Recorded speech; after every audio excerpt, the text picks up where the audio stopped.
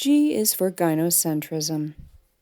This post is sure to get me called mean by other women, mostly women who call themselves feminists, and to me, that is a great indicator that I'm speaking a truth that hits a little too close to home. In other words, this is the mark of a successful post. Mean, when used in these situations, tends to end up being tone or language policing of clear or blunt words, as I try my best not to infantilize women by denying their role in their own oppression or using euphemisms to downplay the ridiculousness of behaviors and situations.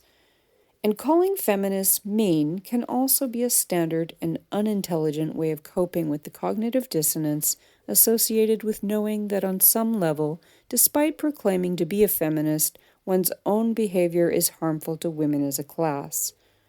In fact, I'm not a mean person at all, and I actually regularly self-examine and give up behaviors that I consider to be harmful to females. So I don't take name-calling or ad feminem attacks by other women seriously at all. I think that being nice goes hand in hand with telling lies. Both are a waste of energy and accomplish little, even if you end up making people feel good about their poor and sometimes stupid and harmful to others' choices. Being critical in order to analyze nonsense is not mean.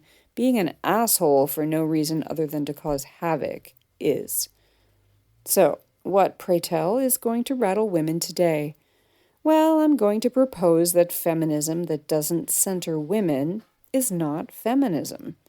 When I write and then read this, it sounds obvious and ridiculous that I should even need to argue this at all. But it is amazing how many women will promote the most woman-hating of behaviors and call it feminism. And they are not a mentally disturbed minority, but the oversensitive and fragilely constructed majority. I'll also even go so far as to say that anything that doesn't center female liberation from males isn't really feminism either. Enough with, what about the men? The question that nobody ever asks, but should, is what about the women and girls? Can you believe that that is not the central question in most feminist theory or practice these days? Mind-boggling. All this is to say that today, G is for gynocentrism. The fact that most people don't know what this word is, let alone find it in mainstream socio-political philosophy or movements, is a testament to our poor education systems, the enforced mandate to be inclusive in feminism, and the fact that our psychological and material realities reflect something else entirely, androcentrism. Here is a very simple definition of gynocentrism. It is a dominant or exclusive focus on females in theory or practice. Some definitions try to include stuff about femininity or a feminine perspective, but I won't include it here as gender has no place in gynocentrism or true feminism, and I have no idea what a feminine perspective is, except that you probably have to apply lipstick before expressing your point of view in a sexy, pouty TikTok video sort of way. There also seems to be the belief that gynocentrism is just the opposite of androcentrism, which likely comes from the limited male perspective that females aren't their own entities, but just male wannabes. While androcentrism can also be called patriarchy, I wouldn't say that gynocentrism is the matriarchy of male hysterical fantasy. Gynocentrism is not the opposite of androcentrism.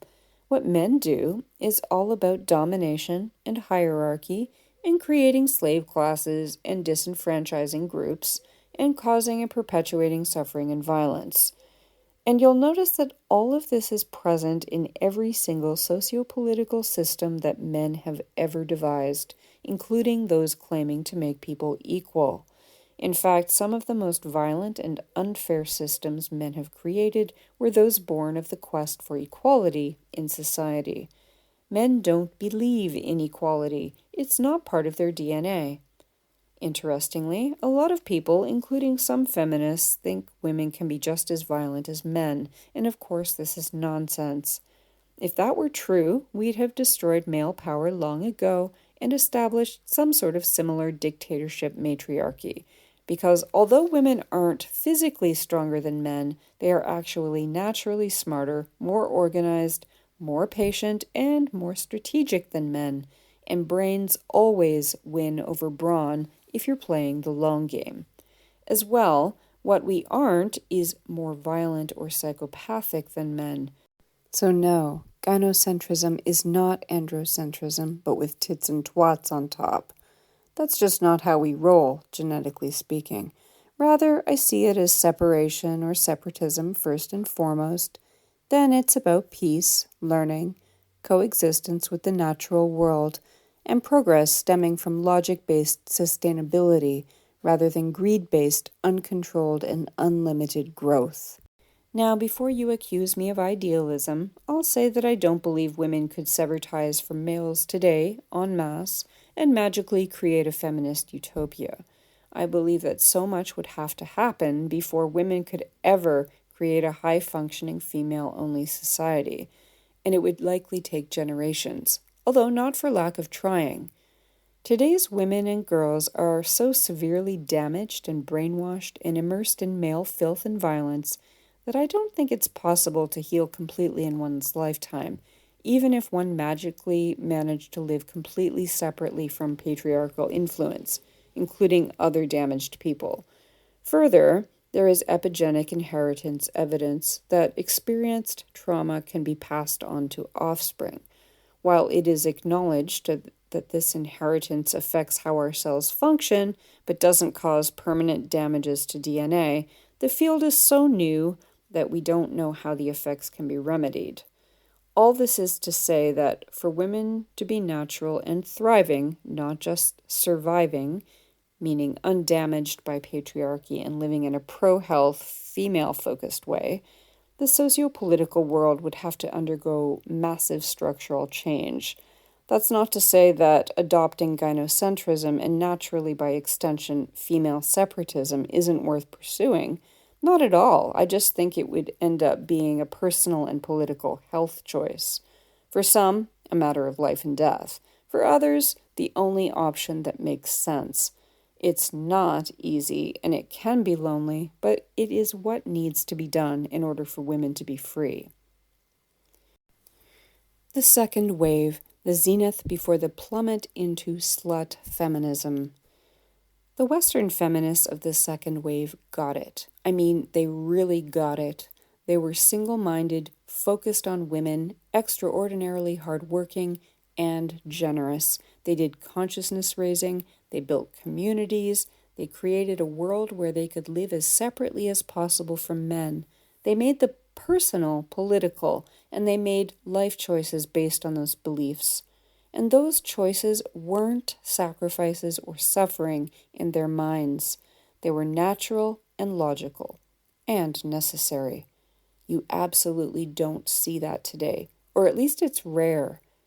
I don't think most young women can understand what it means that the personal is political, or that most of what constitutes identity these days is constructed, or that what you do can affect other women negatively.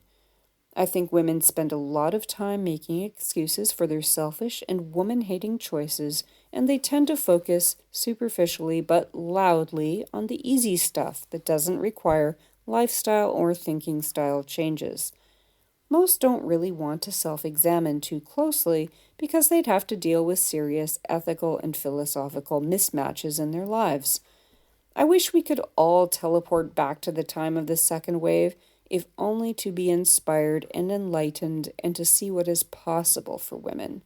I find a lot of today's so-called feminists criticize the hell out of second-wave feminists for one stupid thing or another, usually ad feminine attacks involving being white or educated or middle class or anti-sex or something made up, clearly showing how far women have fallen intellectually since the second wave. I find it embarrassing, but not surprising.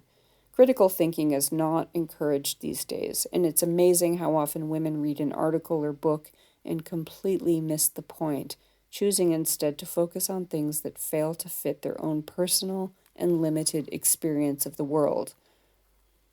From what I've gathered, once the diversity and inclusivity movement coupled with the pro-male sex positivity movement started to gain momentum, the second wave was dismantled.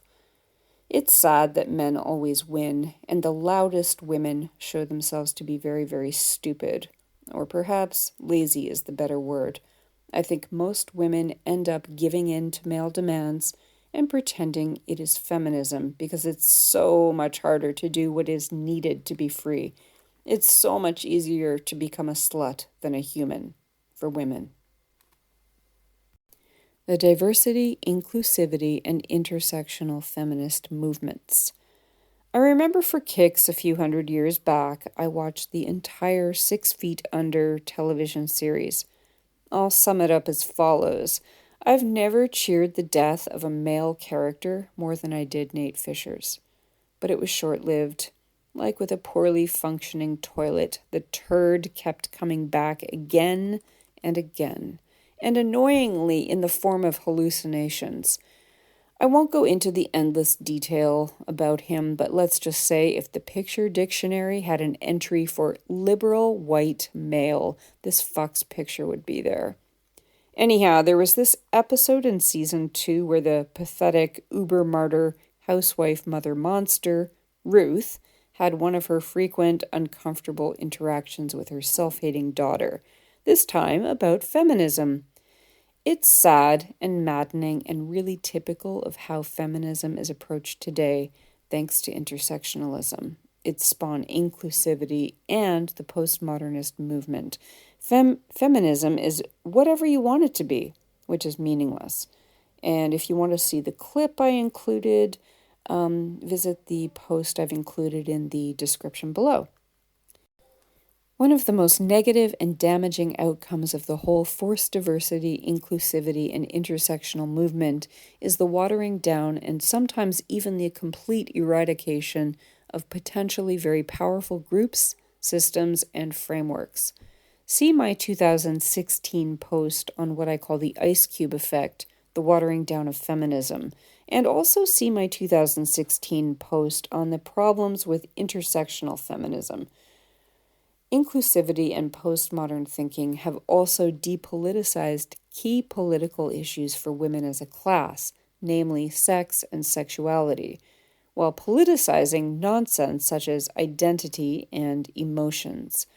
This is a time of censorship, a time where feminists spend more time attacking each other, and especially major feminists of the second wave, than they do men, the actual oppressors. I expect non-feminist women to be assholes, but I hear time and time again from women who seem to be on the right track that they are more often attacked by other women who call themselves feminists than by anyone else. It's very strange that this new focus on diversity and inclusivity and intersectionality has resulted in less freedom, more silencing of female voices, and more in-group distrust and abuse. I think this is a very complicated issue that deserves a separate post, but suffice it to say that today's Western women, especially white women, experience more propaganda and gaslighting about their own experiences than people do in the China I worked in for nearly a decade. I wonder whether Western women are less free than they have been in a long, long time and end up venting their frustrations on each other because they're not allowed to speak about real problems in a public forum. I think Western feminism, if you can even call it that, needs a very serious paring down and needs to return to its basic roots, a focus on women or gynocentrism. At this point, feminism, like Ruth Fisher put it, is a free-for-all. You don't actually have to follow any kind of philosophy, framework, or guiding principles to be a feminist. You just have to be female. And these days, you don't even have to be female. A woman has an opinion, and she's a feminist. A television show has a female lead character, and it's a feminist show, regardless of the content or message. A woman puts on makeup with a fierce intensity, and she's a feminist. A woman devotes herself to housewifery and propping up a male's career, and she's a feminist. Do whatever the hell you want. Call it feminism. Anyone can join the club. And to question it these days is mean and disrespectful and grounds for censorship and ostracism. No other socio-political movement is so lax, so inclusive. Blacks don't invite the KKK to their activism. Vegans don't welcome meat eaters and hunters to their tofu socials. But feminism can be whatever you want it to be, even if it hurts women and girls and benefits the oppressors, men. At this point, do you understand why gynocentrism is necessary to true feminism? Geez, I hope so. I do intend to write something more comprehensive on this topic, but I'll end this post by saying the following. Real feminism, gynocentrism, can save your life. It's not easy. It requires hard work, a lot of self-examination, and life changes. But it's comforting in the way that a blazing wood fire is at the end of a long, cold day in the woods on a winter's day, which perhaps only a true northern person can understand. But I've always believed that nothing worthwhile comes without a fight or dedication. And I don't mean suffering or sacrifice. I mean the kind of effort that kicking an addiction might entail.